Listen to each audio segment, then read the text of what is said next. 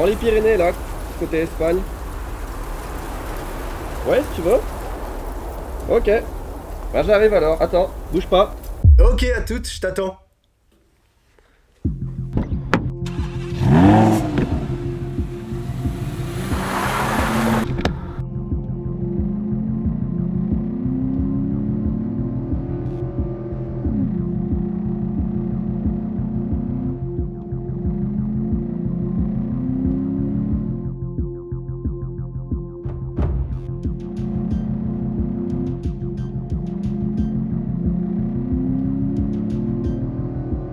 Si vous n'avez pas compris, je suis sur le départ pour la Suisse. Avec le Grand JD, on va faire un truc un petit peu dans la montagne, un petit peu... Bon, vous allez voir, ça va être bien.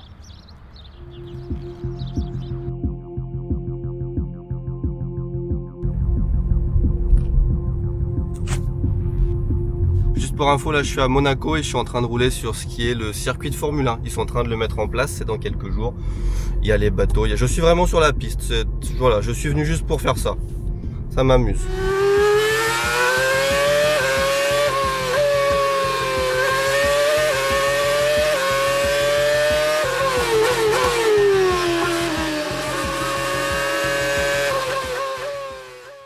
Allez, aujourd'hui on a fait pas loin de 900 km, il est temps de se mettre au lit et demain, direction la Suisse.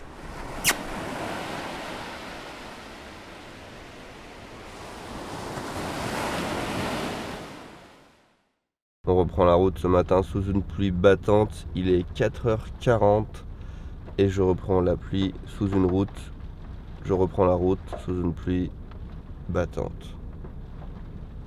Le manque de sommeil.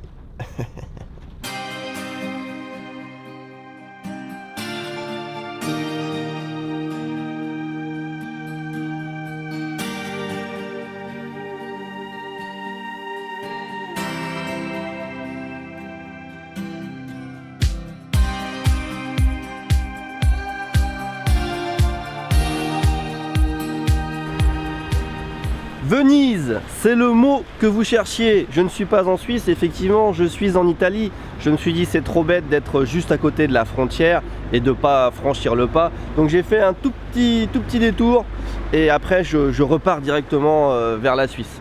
En attendant, même si le temps est pas génial, Venise, c'est pas mal. C'est pas mal.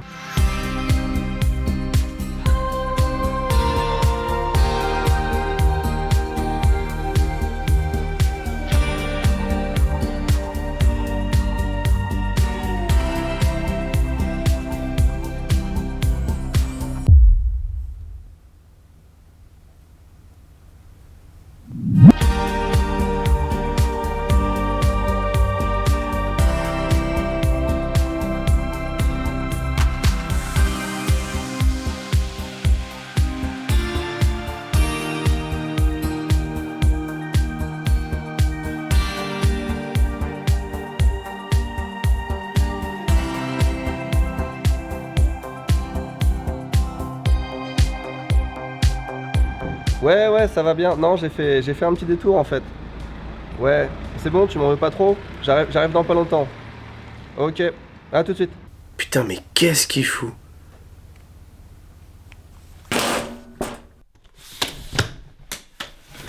Merci pour votre patience, nous sommes enfin arrivés, alors pas en Suisse par contre, à Salzbourg en Autriche.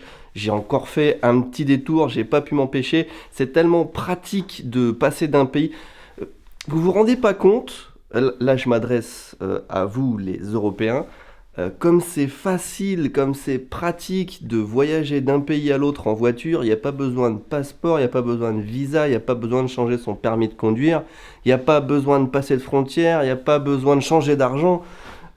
C'est tellement tentant d'aller comme ça à droite à gauche. En quelques heures, on peut traverser un pays et se retrouver dans un monde totalement différent. Notre hôtel s'appelle l'hôtel Éléphant et il y a des petits éléphants sur le mur ainsi que sur le rideau. Et je suis pile dans le centre-ville de Salzbourg et je peux vous dire, j'ai tourné 3 fois en voiture pour trouver une place de parking. Je peux vous dire que cette ville est magnifique. Je pense demain matin.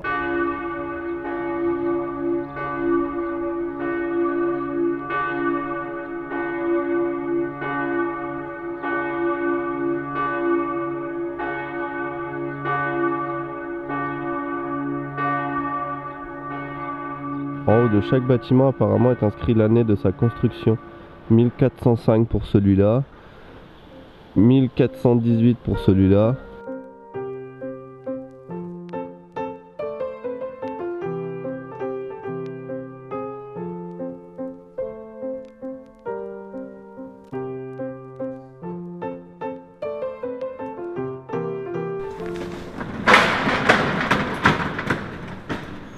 À 6h30 du matin, les seuls bruits qu'on entend dans la ville, c'est dans cette maison. On est en train de livrer des boissons dans ce magasin de souvenirs. Et ce magasin de souvenirs, ce n'est pas un simple magasin de souvenirs, c'est la maison dans laquelle est né Mozart. Rien que ça. Je pense que c'est l'activité principale de la ville. Salzbourg, c'est la ville de Mozart. Dans cette maison, quelque chose, Wolfgang Amadeus Mozart est né le 27 janvier, je pense, 1756.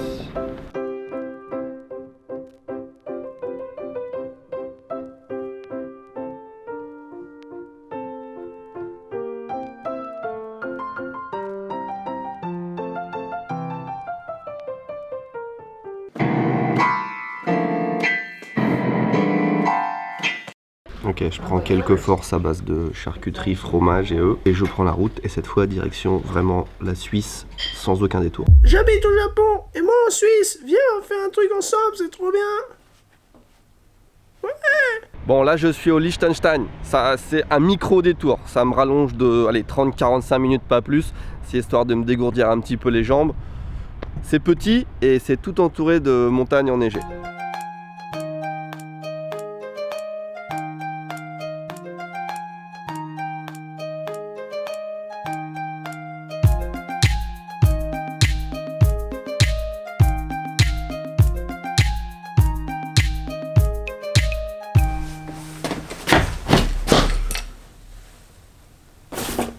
Et qu'est-ce que tu voulais?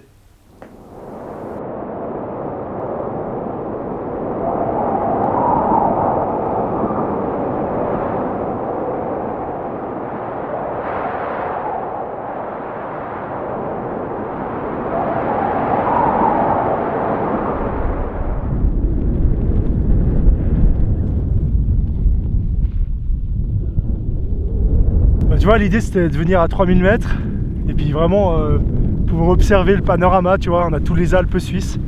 Je sais pas si t'arrives un peu à voir, faut plisser les yeux, tu vois. Ouais, c'est heureusement qu'on est au printemps. Ouais. Ah bah ouais, parce qu'en hiver tu peux pas venir, tu vois. Ouais, on voit rien, j'imagine.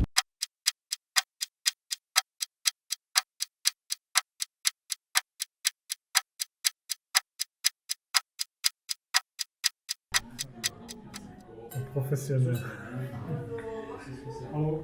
Alors, on est passé en mode valeur sûre de la Suisse, c'est-à-dire la bouffe avec assiette de charcuterie et fondue qui arrive. Et on a retrouvé Valentin que je vais vous montrer, Valentin que vous connaissez, qui programme, qui s'occupe des sites ici Japon, Candisan, etc. C'est l'homme de l'ombre. Voilà. Bonjour Sylvie. Salut. Il faut prendre le relais. Alors c'est quoi la fondue qu'on teste là? Là c'est vacherin, pur vacherin. Pur vacherin. De Fribourg. Mon amour.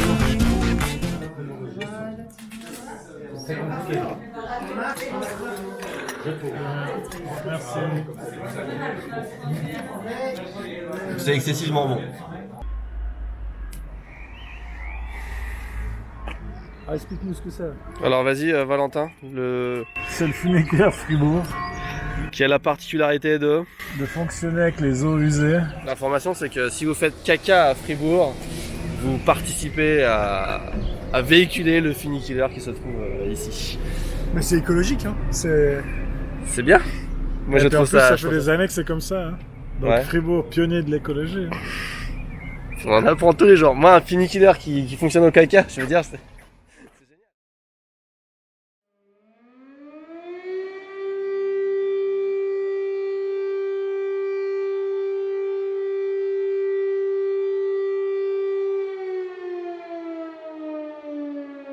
On vient de rentrer sur une base militaire suisse qui est désaffectée, à l'état d'abandon, mais tout de même préservée. C'est une ambiance assez exceptionnelle et aujourd'hui avec Julien on va visiter cette base mais surtout tout le complexe souterrain, les bunkers. Pour ça on a un guide, un passionné qui s'appelle Christophe et qui va nous montrer chaque recoin, spécialement les salles d'armes. Ça va être une exposition assez folle, c'est évidemment pour ça que je suis venu en Suisse. Le site est vraiment dingue, on vient juste de rentrer et ils attendent. JD Christophe.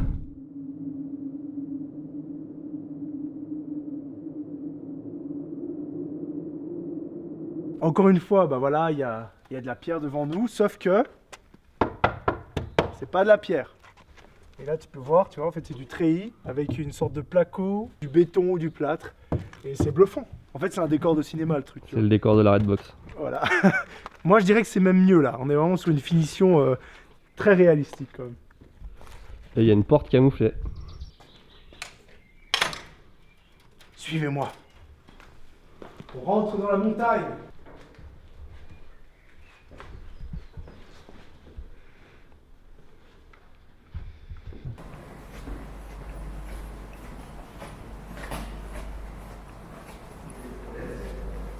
Tu fais combien de mètres cette galerie? 500 mètres. 500 mètres. Bonjour, nouveau X-Site. Alors on est ici dans le fort d'Ailly qui a été construit dès 1892 et qui a été en service jusqu'en 1995. Alors maintenant on ouvre ça à la visite pour un endroit qui était secret pendant presque un siècle. Ah, c'est grand, c'est très très grand. C'est très très grand. On parle, il y a plus d'un kilomètre de haut et si on compte tous les couloirs ça va faire 20 km. Ah ouais. Vraiment. Mais on ne pourra pas tout voir.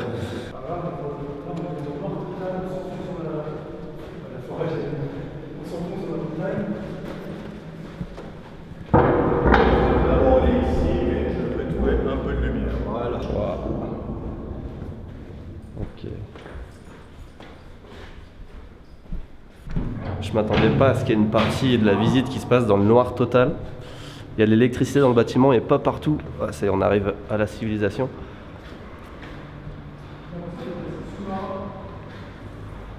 Alors la comparaison est pas mal. C'est un sous-marin. C'est un sous-marin dans la montagne. Voilà, alors là on a le funiculaire donc, qui reliait les deux forts, Savatan et Dailly. Il fait 400 mètres, il y a 400 mètres environ de différentes altitudes. On pouvait mettre 18 personnes là-dedans pour relier les deux ouvrages. Donc là on a vraiment deux forts différents.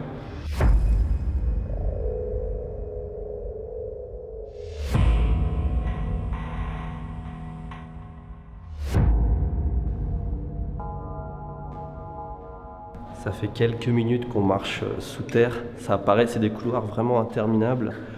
Et là, on va voir la pièce la plus impressionnante où il y a une pièce d'artillerie justement qui lance des obus ou des munitions de 15 cm. Il n'y en a que 2 dans le monde comme ça, une ici et une autre un petit peu plus loin dans un autre fort. Ils sont très loin de moi mais j'entends leur voix comme s'ils étaient à côté avec le...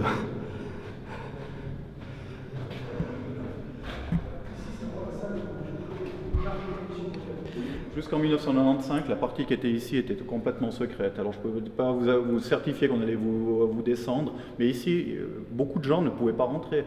Même les gens qui travaillaient là, si vous étiez un garde-fort, mais vous étiez par exemple responsable de la cuisine, vous ne veniez jamais ici. C'est interdit. C'était totalement interdit. Même les militaires, vous avez des cartes avec des badges qui vous disaient « Ok, il a le droit d'aller dans ce secteur-là et dans celui-là, mais pas dans celui-ci. » Donc ça, c'est des obus qui étaient balancés par le canon à 25 km. Je sais pas si vous imaginez là.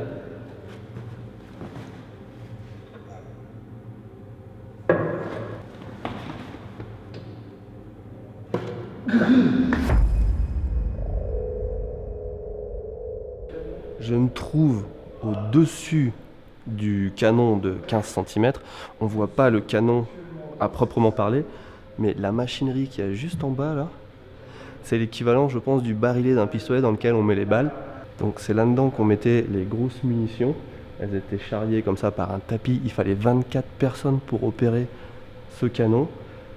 Et ça partait là dans la montagne, ça pouvait tirer à 25 km. C'est impressionnant. Et ils ont laissé... Alors, je sais pas ce qu'il y a dans ces boîtes, mais c'est les boîtes d'origine qui sont là depuis les années 60, depuis l'abandon du fort. Tout est encore emballé Nickel. Bonjour, ceci est un unboxing de produits militaires suisses datant des années 60. Qu'est-ce qu'on a dans cette boîte? Je vais tout remettre à l'emplacement exact évidemment. C'est tellement bien organisé, regardez-moi ça. C'est des joints. On est vraiment dans un magasin. Tellement de sortes de joints. Ça sent le vieux. Là j'ai un système pour pointage en dérive, emballé le 18 novembre 1968. C'est un électro-aimant à courant continu. En allemand, le Gleichstromagnet. Là, si tu veux, tu as une maison typique suisse. Donc, si tu peux regarder. Petite cabane dans la montagne. Une cabane de chasseurs donc. C'est une cabane de chasseurs, ouais. Ah oui. Bienvenue dans ce nouveau fantasma. Aujourd'hui, les esprits de la boulangerie. Christophe, tu peux m'expliquer à moi aussi où on est? Oui, alors on est dans la première boulangerie qui date de 1890 à peu près, 1895 ici. C'était ici qu'ils venaient faire les rations de pain pour les militaires. Donc il y avait le stock de bois, le stock de farine, tout était là pour ça. Alors là on se trouve dans une partie du fort qui normalement ne se visite pas, n'est pas vraiment accessible. On est plongé dans le noir. Ça continue par là ou Alors je crois que ça continue, ouais. Voilà. On va pas trop vite. Voilà, tout un réseau qui rejoint les fortifications situées dans l'aiguille. Okay. Alors, effectivement, plus d'éclairage, hein, plus d'installation.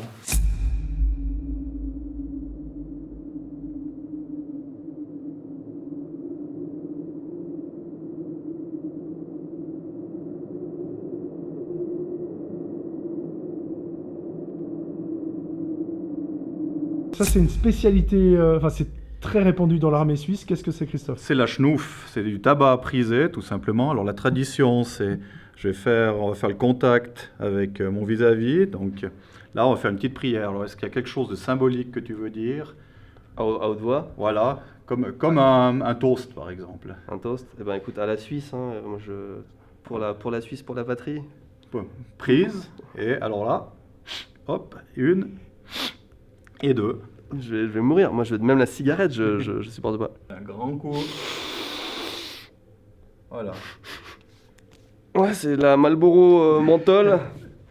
En vrai, c'est pas si mal, ça arrache le nez quand même. Hein. Et ça réveille bien.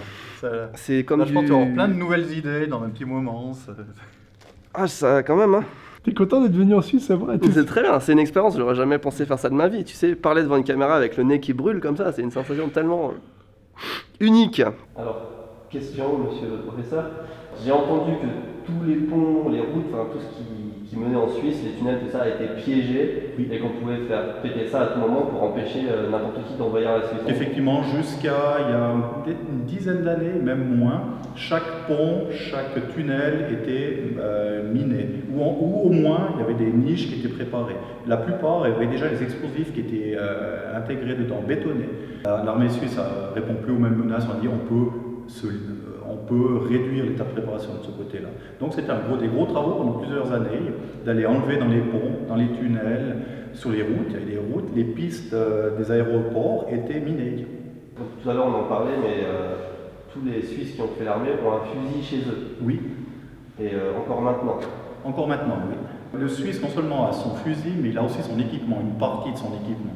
Alors son uniforme, sa gamelle pour manger, son casque, son masque à gaz, il l'a avec lui, et son fusil.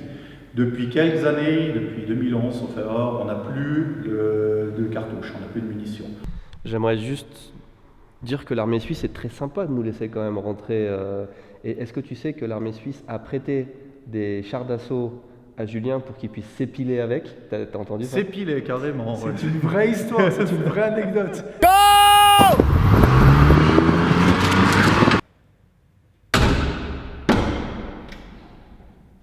C'est là-dessus qu'on va s'arrêter. On a eu de l'aventure, on a eu du voyage, on a eu de la nourriture, on a eu de l'exploration, on a eu du grand JD. Merci pour l'invitation. Un moment. Ouais, je suis désolé, je suis en communication. Bah, merci à toi, merci. J'espère que ça t'a fait plaisir. Ouais, non, c'était du 4 étoiles, allez, 5 étoiles quand même, le bunker. Le plus grand bunker de Suisse. Plus d'infos, plus de... Moi, j'ai juste montré des petits passages, mais il va y avoir une vidéo plus complète, plus intéressante et mieux montée sur la chaîne du Grand JV. Ah là là là là. J'espère que t'as bien mangé, qu'on a vu des trucs... Ouais, j'ai kiffé la Suisse. La prochaine fois, tu viens au Japon, je t'invite au Japon. Et après, je reviens en Suisse, tu reviens au Japon, je reviens en Suisse. Je pense qu'on va faire ça à On va l'infini. faire ça. Merci beaucoup. Merci. Attends, on doit juste... Merde, j'ai oublié.